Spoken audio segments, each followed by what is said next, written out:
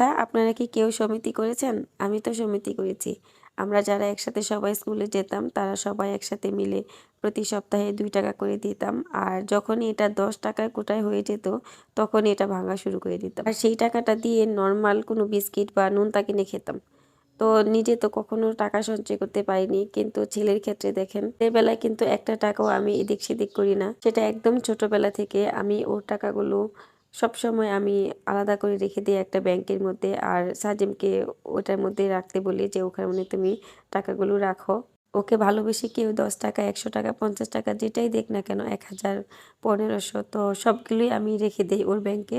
ওর টাকা দিয়ে আমি কখনোই কিছু কিনি না। আমি ওর টাকা একদম ওর হাত দিয়ে ব্যাংকে রেখে দেই। যখন ওকে কেউ টাকা দেয় তখন বলে দেয় যে এই টাকাটা দিয়ে ওকে কিছু কিনে দিতে।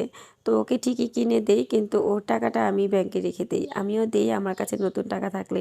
এমনকি ওর বাবার ওয়ালেটে যদি নতুন টাকা থাকে সেটাও আমি একদম ব্যাংকে রেখে দেই। আর ওর বাবাও এরকম করে, ওয়ালেটে টাকা থাকলে ওর ছেলেকে এনে দিবে যে বাবা এটা ব্যাংকে রাখো। তো আজকে কত টাকা হয়েছে আপনাকে কেউ বলতে পারবেন এখানে কত টাকা রয়েছে? আপনারা কত টাকা আইডিয়া করেছেন এটা একটু কমেন্টে জানিয়ে দিবেন। আরেকটা কথা জানাবেন যে আপনারা কি কেউ কখনো আমার মতো ছোট্টবেলায় এরকম ছোট্ট ছোট্ট সমিতি করেছেন কিনা?